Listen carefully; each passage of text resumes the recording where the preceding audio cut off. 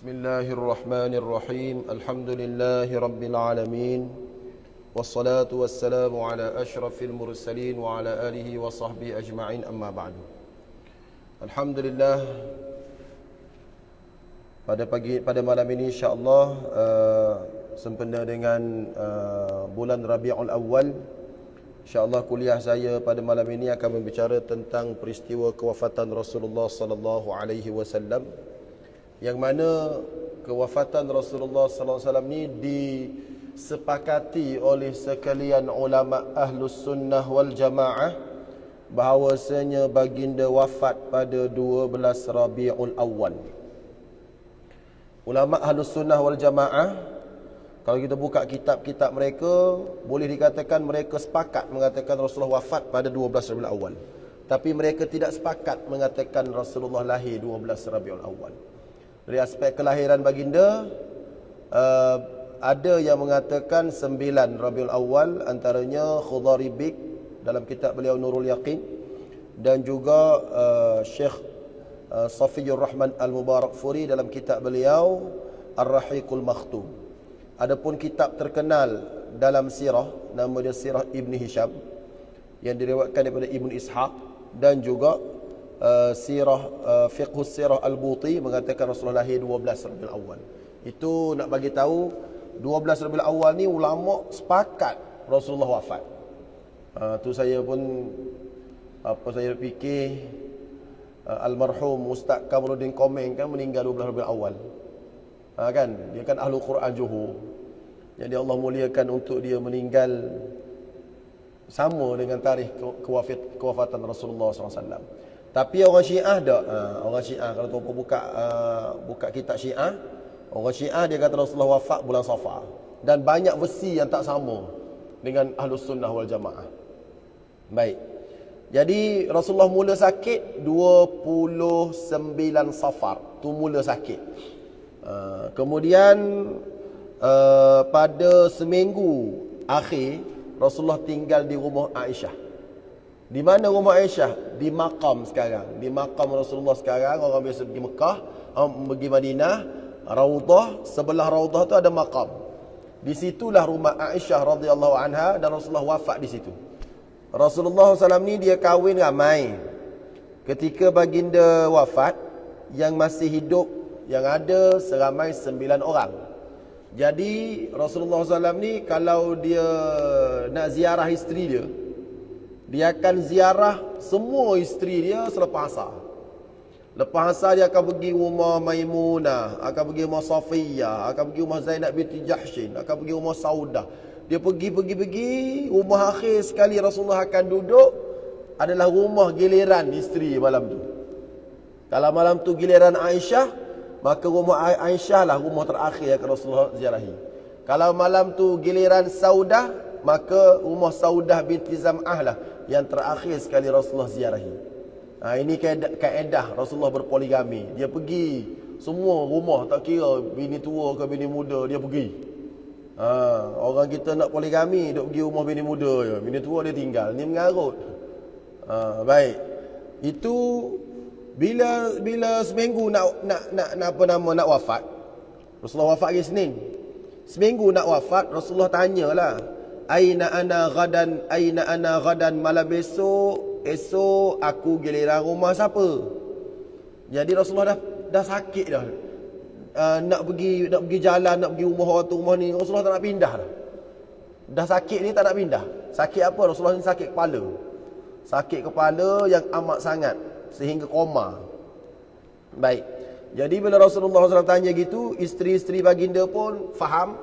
Tak apalah, kami bagi giliran kami pada Aisyah belaka. Duduk rumah Aisyah lah.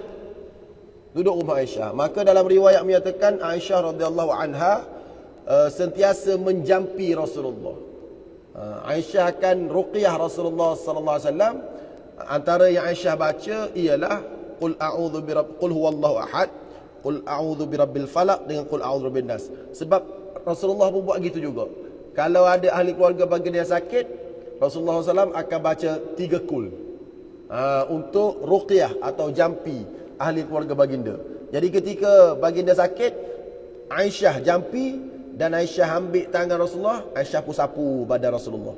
Aisyah tidak sapu dengan tangan dia, kerana tangan Rasulullah lebih berkat. Dalam kitab Ar-Rahiqul Maktum kata Raja al-Barakah. Raja al-Barakah mengharap keberkatan yang ada pada tangan Rasulullah sallallahu alaihi wasallam. Baik, itu pada hari Isnin. Mula hari Isnin, wafat hari Isnin. Hari Rabu. Hari Rabu 5 hari sebelum wafat. 7 Rabiul Awal. Suhu meningkat sehingga pengsan.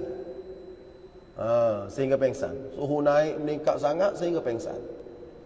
Kemudian Rasulullah kata hariqu alayya sab'a qirabi min abarin syatta. Tolong bawa kepada aku air daripada 7 jenis telaga. Ambil 7 jenis telaga, kemudian ambil air. Aku nak mandi. Kemudian Rasulullah kata subbu alayya ma'an. Tolong jirus air ke atas aku. Maka dimandikanlah Rasulullah sallallahu alaihi wasallam. Bila mandi Rasulullah pun rasa ringan sikit. Rasa ringan sikit. Okey sikit. Jadi ini nak bagi tahu kelebihan mandi. Dan dalam Islam ni dia ada juga perubatan dengan cara mandi. Jadi antara cara kalau kita nak sihat, kena mandi sebelum subuh, kena rajin mandi. Kalau malah mandi ni tak berapa nak sihat. Ada seorang sahabat saya, dia cerita seorang pakcik ni tua dah, tapi gagah lagi. Gagah perkasa lagi lah. Kahwin pun lebih lah pada orang lain. Tua dah, bila tanya apa dia punya dia punya rahsia, dia kata antaranya kena rajin mandi. Kena rajin mandi. Baik. Jadi Rasulullah pun mandi. Bila Rasulullah mandi, rasa okey sikit, Rasulullah pun keluar terus ke masjid. Ni orang macam Rasulullah ni, bila sehat sikit dia pergi masjid. Dia nak pergi masjid. Itu dia kegembiraan dia. Orang kita bila tanya kenapa lama tak datang masjid, oh sakit lutut dia kata. Kita jumpa dia tu kat Jasko tu, pelik tu. Lama tak nampak kat masjid. Kenapa? Oh sakit lutut, tak boleh pergi masjid. Tapi soalan yang kita tanya dia tu, waktu tu dia dalam Jasko, boleh pergi pula. Tu jadi pelik tu.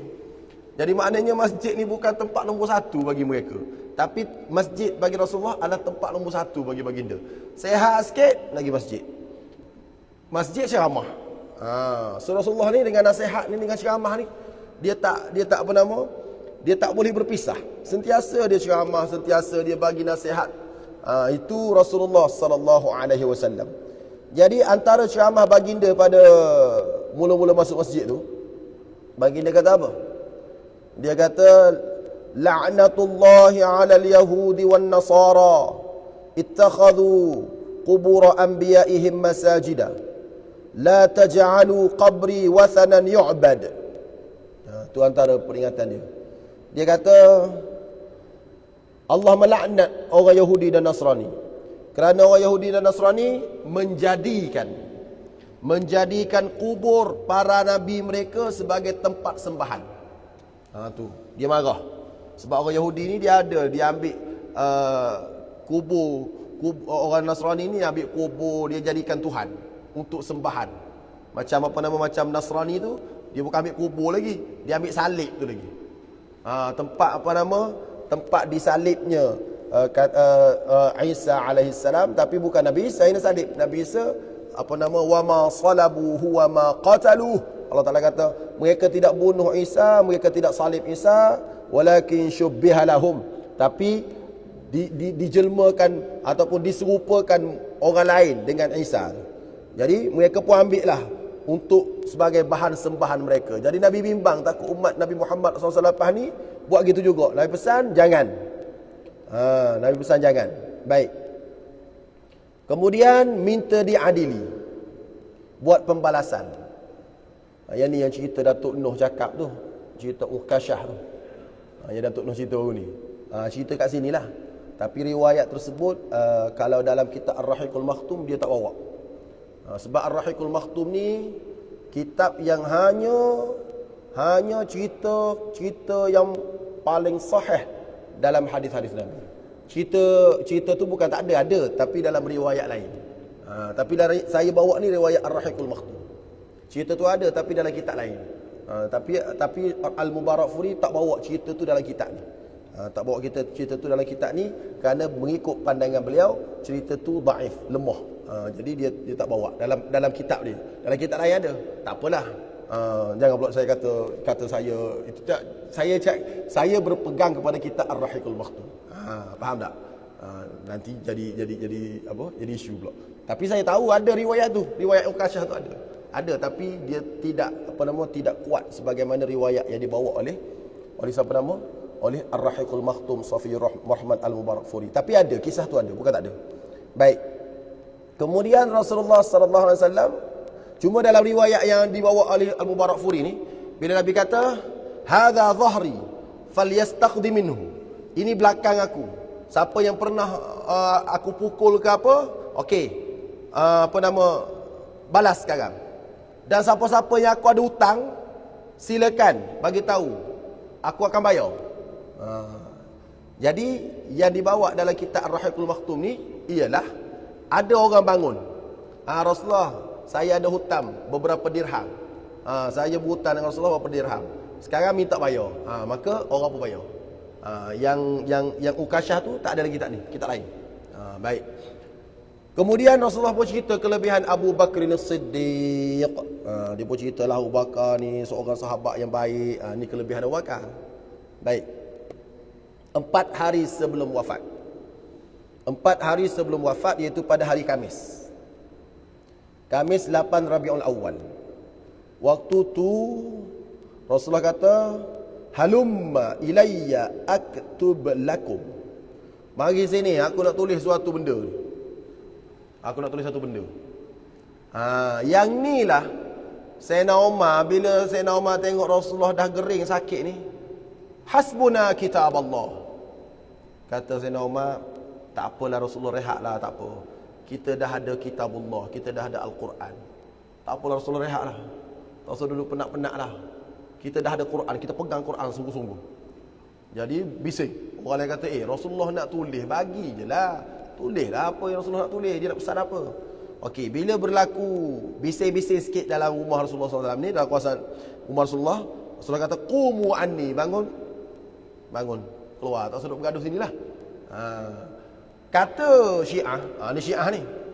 Syiah kata, Rasulullah nak tulis, yang ganti aku Ali. Syiah kata. Jadi Sayyidina Umar pun sekat. Tu cerita versi Syiah. Tapi bukan Syiah dia nak macam tu lah, sebab dia nak kata Ali tu yang akan ganti Rasulullah SAW. Tapi itu riwayat Syiah yang salah. Kemudian Rasulullah pun pesan. Ada pesanan juga. Okey, pesanan Rasulullah pertama, keluarkan Yahudi dan Nasrani serta musyrikin daripada Jaziratul Arab, kepulauan Arab. Dia tak bagi orang kafir tinggal. Yahudi, Nasrani, tak suruh tinggal kat Mekah, kat Madinah. Satu. Yang kedua, dia suruh berpegang dengan Al-Quran dan As-Sunnah. Kemudian Rasulullah pesan, "As-salah wa ma malakat aimanukum," jaga semayang, jaga hamba abdi. Kemudian Rasulullah kata, kalau adalah orang-orang daripada luar, rombongan, delegasi yang datang untuk tanya tentang Islam, kamu kena layan baik-baik. Berikan keadilan kepada mereka. Ini 4 hari sebelum Rasulullah wafat, iaitu hari Khamis. Baik. Kemudian kita tengok pula malam tu pula. Malam Jumaat. Tu hari Khamis. Hari Khamis malam Jumaat, Rasulullah masih bersolat jamaah pada hari tersebut sehingga maghrib. So hari tu Rasulullah solat maghrib. Okey. Waktu Rasulullah solat maghrib tu, Rasulullah baca surah apa? Untuk pengetahuan. Waktu Rasulullah solat maghrib tu, Rasulullah baca surah Wal Mursalati Urfa. Surah yang Rasulullah baca. Wal Mursalati Urfa ni juzuk yang ke 29. Surah terakhir juzuk ke 29, lepas pada juzuk 29 masuk Amma Yatasa'alun. Panjangnya lebih kurang Amma Yatasa'alun. Sama panjang. Nak bagi tahu Rasulullah ni baca Quran panjang. Dia semayang, dia baca Quran panjang. Kita inna a'tayna dengan qul huwallahu ahad. Adalah sekali-sekala wal asri dengan liila ada juga, tapi pendek-pendek lah. Kalau imam baca panjang tu tak puas hati. Tapi imam dia tak boleh baca panjang sangat. Macam siapa nama? Macam Muaz bin Jabal. Muaz bin Jabal bila dia pergi satu tempat, dia semayang panjang. Panjang dia baca. Sehingga makmum mufaraqah. Makmum mufaraqah. Dia pergi semayang di ladang kurma, orang kerja ladang kurma. Jadi dia jadi imam, dia semayang panjang. Makmum mufaraqah. Bila makmum mufaraqah, Muaz bin Jabal marah. Sudah semayang, kamu mufaraqah. Tak apa, aku bagi tahu Rasulullah. Maka dia bawa kes pada Rasulullah SAW. Rasulullah tanya, afattanun ya Muaz? Ni kenapa kamu buat benda pelik ni Muaz? Hasbuka, cukuplah untuk kamu semayang baca wasyamsi wa duhaha dengan wal-laili idza yaghsha.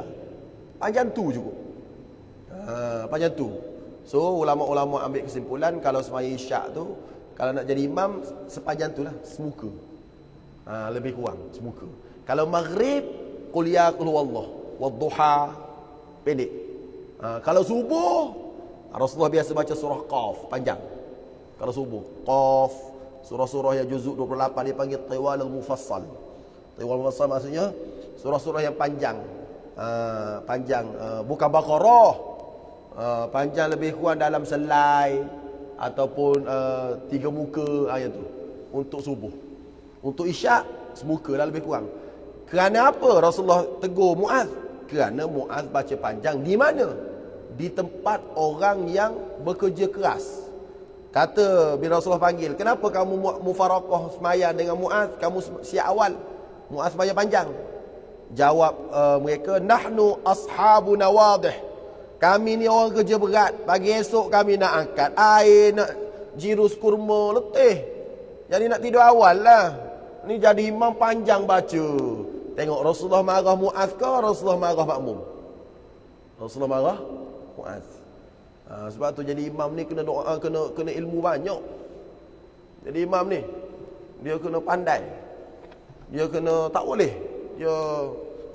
Dia tak boleh buat saja-sajalah. Dia kena tambah ilmu, dia kena panjang, dia kena belajar. Kalau saya jadi imam subuh dulu, saya buka Quran semuka. Setiap subuh semuka sampai khatam. Tapi bila orang jemaah tabligh, orang Pakistan datang, saya tutup Quran. Saya baca apa yang saya ingat.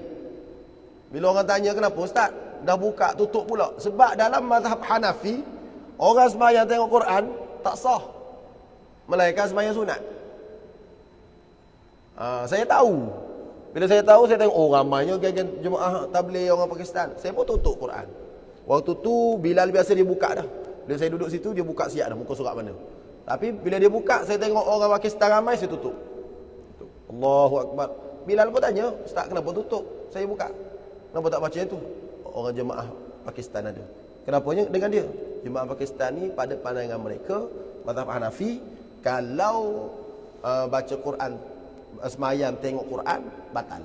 Dia kena, itulah imam ni dia kena, tak boleh, dia kena meraihkan banyak makmumnya, banyak cerita lah, banyak kisah lah, banyak kerja lah, kena study dan sebagainya. Baik. Habis sembahyang jemaah maghrib, Rasulullah pun masuk bilik Aisyah, rumah Aisyah, dekat kan? Tuan pun tahu dekat. Kemudian Rasulullah SAW bila masuk isyak orang azan, dia nak pergi sembahyang. Dia nak pergi sembahyang, dia bangun pengsan. Maka bila bangun pengsan, Rasulullah SAW suruh, bila sedar Rasulullah tanya, berapa kali pengsan? Tulislah sini. Berapa kali boleh pengsan? 3 kali. 3 kali mandi, 3 kali pengsan. Bila dia sedar, dia tanya, orang dah sembahyang belum? Aisyah kata belum, tunggumu ya Rasulullah. Dia pun mandikan aku, mandikan. So mandikan okey sikit, bangun. Berjalan 2-3 langkah, pengsan. Pengsan. Bila pengsan, orang tunggu lagi, kemudian sedar daripada pengsan, Dah semayang belum? Belum ya Rasulullah. Mereka tunggumu ya Rasulullah. Okey, mandikan. Mandi bangun. Pengsan pula. Nak bagi tahu Rasulullah sallallahu alaihi wasallam ni nak pergi semayang masjid sampai pengsan 3 kali. Orang kita bini dia pengsan 3 kali, suruh suami pergi masjid, tak pergi lagi. Bukan dia pengsan, bini dia lah pengsan. Tolonglah bang pergi masjid, tolong. Tak pergi lagi. Tu orang kita lah. Tuan-puan, alhamdulillah. Sebab tu saya cakap, kalau adalah orang lelaki boleh pergi masjid, syukurlah isteri. Dapat pahala free 27 dia sembahyang kat rumah. Syukurlah. Orang lelaki ni kena pergi masjid. Kalau orang lelaki sembahyang kat rumah, tak pergi masjid, dia tak berapa nak lelaki. Kaedah dia. Dia tak berapa nak ada sifat kelelakian yang tulen. Nanti anak dia akan lawan dia, isteri dia lawan dia, dia akan di queen control. Sebab dia queen juga, dia bukan king. Sebab dia tu queen juga. Sebab queen ni sembahyang kat rumah, king sembahyang kat masjid. Tiba-tiba dia jadi queen. Dia sembahyang kat rumah. Jadi queen sama queen ni menang queen dia lagi. Sebab dia queen asli, ni queen buatan. Jadi siapa-siapa yang semayang, orang lelaki semayang kat masjid, dia lelaki tulen yang soleh. Siapa-siapa yang semayang kat rumah, dia lelaki solehah. Faham tu? Kalau dia tak semayang, dia tak soleh. Solehah pun tak, soleh pun tak. Jadi oleh kerana tu, kalau kita nak supaya anak-anak kita ni jadi lelaki yang hebat, suruh dia pergi masjid. Pastikan dia pergi masjid. InsyaAllah anak kita akan jadi lelaki hebat. Berapa kali cuba anak pergi sembahyang? 3 kali. Tak mampu, akhir sekali Rasulullah suruh Abu Bakar jadi imam. Abu Bakar jadi imam. Jadi berapa waktu Abu Bakar jadi imam? Jawabnya 17 waktu Abu Bakar jadi imam. Mula daripada Isyak hari Khamis, 5 waktu pula hari Jumaat, 5 waktu pula hari Sabtu, 5 waktu pula hari Ahad. Jadi 15, 16. 1 waktu hari Isnin, 17. 7 waktu Rasulullah mengarahkan Abu Bakar As-Siddiq jadi imam. Dan diqiyaskan, oleh kerana Rasulullah pilih Abu Bakar jadi imam, maka dialah yang paling layak untuk jadi khalifah selepas Rasulullah wafat. Habis. Masuk hari Sabtu. Hari Sabtu 10 Rabiul Awal. Sakit berkurangan, makin kurang sikit sakit hari tu. Dia memang macam tu. Orang nak meninggal dunia ni, dia ada waktu yang dia okey sikit. Betul tak? Biasalah. Macam sahabat saya yang meninggal COVID kat Sandakan. Isteri dia, saya messenger isteri dia malam tu. Dia kata sehari sebelum dia meninggal. Dia kata Zairi kritikal Ustaz. Ustaz doa banyak-banyak. Saya kata tak apalah, kita solat ajak, kita doa. Kemudian pukul 2 pagi tu, dia balas, dia WhatsApp lah. Alhamdulillah, dia kata makin baik. Doktor kata okey. Stabil dan okey, tapi bahaya lagi lah. Stabil dan okey, dia kata. Pukul 5 meninggal.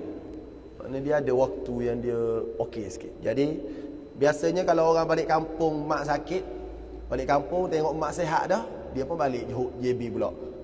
Esok meninggal. Dia memang style tu. Jadi kalau orang dulu macam saudara saya, dia tengok mata, dia ada tengok mata. Dia bagi tahu. Dia tengok orang tu sihat.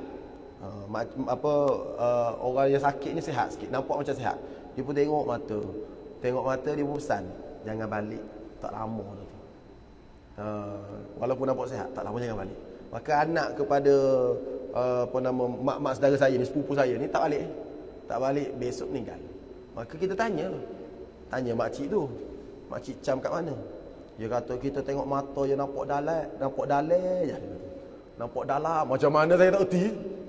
Orang tua kan, dia tengok ni, awak nampak dia sihat, tapi saya nampak dia tak lama tu. Macam almarhum atuk saya. Bapa saudara saya, bila ayah saya nak balik Kelantan, bapa saya kata jangan balik. Tak lama dah ayah. Bila esoknya meninggal, maka ditanya, Dia kata dia pegang tangan. Bapak saya pegang tangan apa? Pegang tangan atuk saya. Dia pegang. Dia bagi tahu lah. Dia bagi tahu. Nadi dia tu bergerak tak setempat. Dia bergerak tak stabil. Orang tua ni ilmu banyak. Kita tak ambil manfaat. Jadi bila dia pegang tangan atuk saya tu, nadi dia tak stabil, dia pesan kat ayah saya, walaupun nampak okey jangan balik. Tak lama dah ayah. Tu nak bagi tahu orang dulu. Kita tak tahu. Kita tak pandai. Ini ilmu ni kena belajarlah dengan orang tua. Sebab tu kita dengan orang tua ni kena baik-baik. Dia banyak sangat ilmu, kita tak tahu. Baik. Bila sakit Rasulullah gimana? Bila sakit kurang, masjid, tak pergi tempat lain. Okey sikit, masjid. Tapi di papah, ada dua orang sepupu bagi dia papah. Dua orang sepupu papah. Seorang anak Abbas, seorang anak Abu Talib. Dua-dua sepupu Nabi. Bawa pergi duduk sebelah Abu Bakar. Waktu tu Abu Bakar As-Siddiq jadi imam sembahyang Zuhur. Jadi bila Rasulullah dibawa sebelah Abu Bakar, bawa dekat Abu Bakar pun radhiyallahu taala anhu, dia pun undur belakanglah bagi Rasulullah jadi imam. Tapi Rasulullah bagi isyarat, teruskan. Kemudian Rasulullah didudukkan di sebelah Abu Bakar. Jadi Abu Bakar radhiyallahu anhu ni seorang yang amat beradab dengan baginda. Dia tak rokok. Walaupun jadi imam, dia tak rokok. Dia duduk diam sehingga Rasulullah rokok. Kemudian Rasulullah rokok, Allahu Akbar, barulah Abu Bakar pun Allahu Akbar rokok juga. Jadi maknanya Abu Bakar solat ikut Nabi, tapi suara yang kuatnya adalah Abu Bakar. Jadi Rasulullah Allahu Akbar, Abu Bakar pun Allahu Akbar. Jadi makmum ikut Abu Bakar. Macam kat Mekah sekarang lah. Baik. Okey, itu hari Sabtu. Hari Ahad. Hari Ahad membebaskan hamba-hambanya, bersedekah 7 dinar, menghadiahkan senjatanya kepada orang Islam. Malam tu minyak tak ada. Dia pun pinjam minyak. Aisyah pinjam minyak daripada jirannya untuk nyalakan apa nama lampu di rumah dia. Inilah dia pemimpin sebenarnya.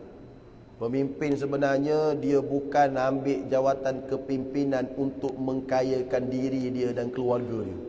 Itu sebenarnya pemimpin. Dan kita bersyukur banyak-banyak ramai pemimpin sebegini ada kat Malaysia, alhamdulillah. Ya ke? Ramai pemimpin gini ada kat Malaysia. Tuan-puan setuju tak? Atau setuju ikut tuan-puan lah. Kalaulah ada pemimpin yang mana mereka ni habis duit sebab nak jadi pemimpin, itu ikut Rasulullah SAW.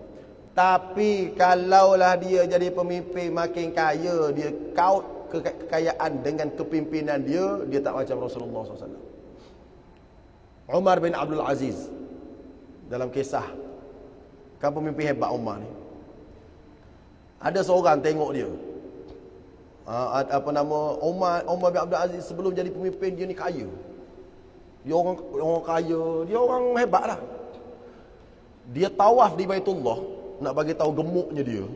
Gemuk, baju dia ni masuk dalam lipatan perut. Nak bagi tahu gemuknya dia sebelum jadi khalifah. Jadi bila dia jadi khalifah, orang yang sama tengok dia. Dia kata, aku boleh tengok waktu dia tawaf tu dah kurus sebab jadi khalifah. Jadi khalifah 2 tahun je. Kurus. Sehingga aku boleh kira tulang rusuk dia tanpa perlu aku min ghairi an amussaha. Tanpa perlu aku pegang. Kuruhnya dia. Sebelum daripada jadi khalifah, gemuk, baju masuk dalam lipatan perut. Bila jadi khalifah, kurus. Sampai boleh kira tulang rusuk dia. Pemimpin kita sebelum daripada jadi pemimpin, kurus. Bila jadi pemimpin, gemuk. Tu bukan pemimpin Malaysia lah, pemimpin belah-belah Zambia dan sebagainya. Tu keadaan. Tuan-puan faham lah. Jadi itulah Rasulullah SAW. Bahkan baju besi baginda digadai untuk mendapat 30 gantang gandum, belum lagi ditebus. Tak tebus lagi. Ni kisah-kisah ni kisah benar ni. Kisah-kisah daripada riwayat yang sahih. Jadi kita sekarang ni kita kena beriltizam dengan kisah-kisah yang benar. Sebab terlalu banyak cerita-cerita mengarut yang datang. Contoh sekarang ada pameran batu ababil. Oh, mengarut sungguh. Ada kat Kelantan pula tu, batu ababil dipamerkan. Saya kata mari mana batu ababil? Kenapa kita boleh pertikaikan kesahihan batu ababil? Burung ababil ni tuan-puan, bukan burung ababil. Burung tu ababil tu maksud dia yang berbondong-bondong, bukan burung ababil. Tak ada pun nama ababil burung tu. Bukan nama burung ababil. Burung ababil tu maksud dia berbondong-bondong datang. Baik, burung apa? Tak tahu burung apa. Dia jatuhkan batu, kena kat gajah, mati gajah. Batu tu min sijil. Istilah dia sijil, Al-Quran sebut. Jadi peristiwa tu berlaku bila? Sebelum Nabi lahir lagi. Kalau sebelum Nabi lahir, kalaulah benda batu tu ada, kalau batu tu ada sungguh, mungkin sahabat-sahabat ambil simpan ke, maka dia wariskan, sahabat bagi. Tak ada pun cerita sahabat simpan batu tu, tak ada pun cerita-cerita tentang batu. Sekarang baru timbul batu tu. Mari mana? Tak tahu. Pakak pergilah tengok, saya kata, kena tipu hidup-hidup. Orang Islam banyak berpegang dengan cerita-cerita mengarut gitu. Tak usah. Kalau kita betul-betul sayang Nabi, cari yang yang bersanad, ada sahih, kesahihan sanad. Baik. Hari terakhir. Hari terakhir ni pada 12 Rabiul Awal. Rasulullah melihat para sahabat bersolat subuh melalui bilik rumah Aisyah dan tersenyum. Yang ni kalau pergi mana? Kalau pergi Raudhah sedap. Kita boleh tunjuk. Waktu saya pergi Raudhah, saya duduk dalam Raudhah. Dekat subuh, duduk kat Raudhah. Saya pun paling sebelah kiri. Allahu Akbar. Waktu tu paling sebelah kiri tu, saya ingat cerita ni. Recall balik. Teringat cerita ni, kita pun rasa sedih. Dulu 1400 tahun dulu Rasulullah SAW singkap tirai kat sini lah. Dia singkap langsir rumah Aisyah. Dia pun tengok sahabat-sahabat Nasaf.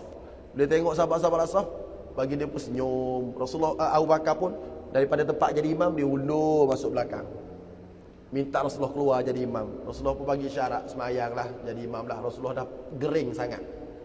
Maknanya tuan-puan, kata Sa'id Ramadan Al-Buti, itulah renungan terakhir Rasulullah kepada umat. Allah pilih Rasulullah merenung umat ketika umat itu berada dalam saf. Lepas tu Rasulullah tak tengok dah. Sebab Rasulullah wafat dah lepas tu. Maknanya kalau tanya apakah bilakah dan di manakah renungan terakhir Rasulullah terhadap umat Islam kepada umat beliau, umat baginda, jawabnya Rasulullah merenung umat baginda dan tersenyum kali terakhir bukan ketika umat baginda berperang. Bukan ketika umat baginda duk niaga. Ketika umat baginda berada dalam saf semayang.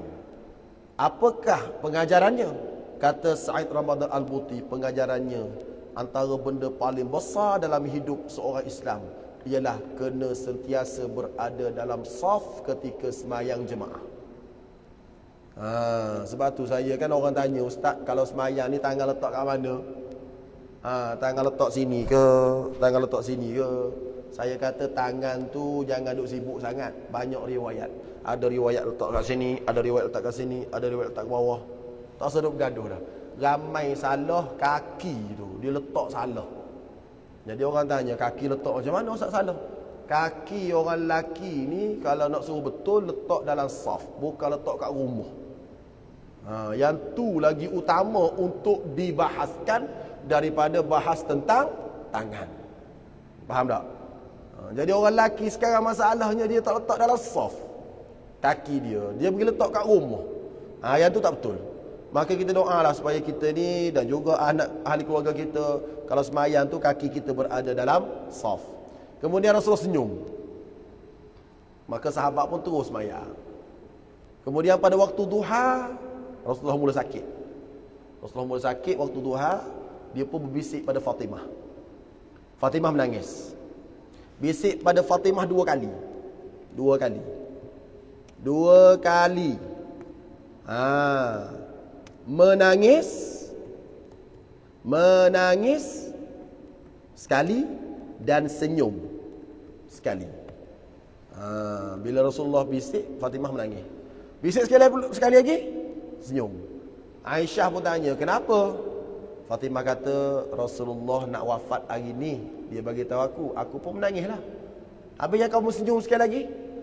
Aku senyum sebab Rasulullah kata, engkau adalah penghulu sekalian perempuan beriman. Dan Rasulullah kata, fa innaki awwalu ahli luhuqan bi. Engkaulah ahli keluarga aku yang bakal bertemu dengan aku mula-mula sekali di alam sana. Maka apa yang Rasulullah sebut ni disebut dalam sejarah Fatimah wafat 6 bulan selepas Rasulullah wafat. Tak lama. 6 bulan lepas tu jumpalah dengan Rasulullah SAW. Baik. Kemudian Rasulullah Aisyah nampak kesusahan menghadapi sakaratul maut. Sakit nak meninggal dia. Rasulullah kata, innalil mauti sakarat. Rasulullah pun ambil air sapu kat muka. Kemudian Rasulullah baca doa, Allahumma a'inni ala ghamaratil maut. Kemudian Rasulullah panggil Hasan Husin. Rasulullah kucup Hasan Husin. Kemudian Rasulullah tazkirah kepada keluarga baginda. Maknanya cerita tentang tazkirah ni tak berhenti. Rasulullah isteri Rasulullah cerita tazkirah. Kemudian Rasulullah pesan jaga solat. Kemudian ihtidar. Ihtidar ni maksud dia dah nak nazak dah. Rasulullah pun bersiwak. Siwak tu ambil kat mana? Kayu sugi tu Rasulullah ambil dengan Abdul Rahman. Abdul Rahman masuk. Bila Abdul Rahman masuk, Abdul Rahman tu adik-beradik Aisyah lah, anak Uwaka. Maka Abdul Rahman bawa kayu. Bila bawa kayu, Rasulullah tengok kayu sugi. Bila Rasulullah tengok kayu sugi, Aisyah tanya. Aisyah kata, nak ke sugi? Rasulullah angguk. Maka Aisyah pun ambil kayu sugi. Aisyah ambil kayu sugi, Aisyah pun pegang dia punya bulu. Maka bulu kayu sugi tu keras. Dia hard. Bukan medium, bukan soft. Macam bulu gigi tu lah. Jadi Aisyah pun gigit. Digigit. Aisyah kata, nikmat paling besar Allah bagi pada aku, ali waku ada dalam mulut Rasulullah waktu Rasulullah wafat. Ali waku tu ada. Sebab Rasulullah ambil dan Rasulullah sugi. Jadi ali Aisyah tu ada dalam mulut Rasulullah SAW. Kemudian Aisyah kata yang kedua, Rasulullah wafat ni di dada aku. So nyandar kat aku.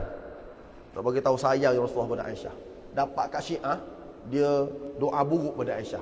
Tu saya tak boleh terima Syiah. Sorry lah, orang kata apa bab Syiah saya tak boleh terima. Sebab dia hina sahabat Rasulullah, dia hina Aisyah radhiyallahu anha, sedangkan Aisyah tu Rasulullah pilih untuk Rasulullah wafat di dada Aisyah. Aisyah kata, aku tengok Rasulullah bersugi, kemudian aku tengok dia letak tangan ke bawah, kemudian aku tengok mata dia memandang ke langit. Memandang ke saqf. Saqf maksud dia atap. Kemudian aku dengar Rasulullah sebut, inilah ungkapan terakhir Rasulullah SAW. Ini riwayat Al-Bukhari. Ini riwayat Bukhari. Tak boleh lawan lah. Kalau riwayat Bukhari itu riwayat paling sahih. Ustaz, ummati tak ada. Bukan riwayat Bukhari. Ummati adalah pandangan yang lemah. Jadi paling kuat ni, ma'al ladzina an'amta 'alaihim minan nabiyyin was-siddiqin wasyuhada' was-salihin. Allahumma ighfirli warhamni wa alhiqni birrafiqil a'la. Moga roh aku ditempatkan bersama dengan para nabi, para siddiqin, para syuhada, para salihin. Ya Allah, ampunkan daku. Ya Allah, kesiankan aku. Ya Allah, letakkan aku bersama teman-teman yang rapat di sisimu, ya Allah. Inilah ungkapan terakhir Nabi, dan Nabi ulang 3 kali. Kemudian Nabi pun wafat pada 12 Rabiul Awal, hari Isnin, pada waktu duha. Dalam kitab tersebut, hina shtaddatid duha, ketika duha sedang kuat. Bukan awal-awal duha lah, mana duha tengah panas. Itulah tarikh kewafatan Rasulullah sallallahu alaihi wasallam. Jadi kita dapatlah ilmu hari ini tentang tarikh kewafatan Rasulullah SAW. Sebenarnya slide ni ada 38 slide. Banyak slide ni, mula daripada awal lagi. Mula daripada cinta Rasulullah, kemudian muka Rasulullah macam mana, tu isteri Rasulullah siapa dia, ni senarai nama isteri, ni muka Nabi macam mana, warna kulit Nabi macam mana, kepala Nabi macam mana, rambut Nabi macam mana. Yang ni kita akan bicarakan minggu depan. Minggu depan kita tengok pula muka Nabi macam mana. Kok ada orang mengaku Imam Mahdi, mana tahu? Kok ada orang mengaku Imam Mahdi. Imam Mahdi ni Rasulullah kata paling mirip aku. Tengok-tengok hidung penyek, Melayu. Imam Mahdi, apa lagu tu? Tak boleh kira. Duk mengaku Imam Mahdi, Imam Mahdi. Jadi oleh kerana tu kita belajar. Bila tinggi Nabi macam mana, mata Nabi macam mana, insya-Allah yang tu minggu depan. Moga-moga Allah Taala berkati. Mohon ampun dan maaf. Aku qouli hadza wa astaghfirullah li wa lakum. Wassalamualaikum warahmatullahi wabarakatuh.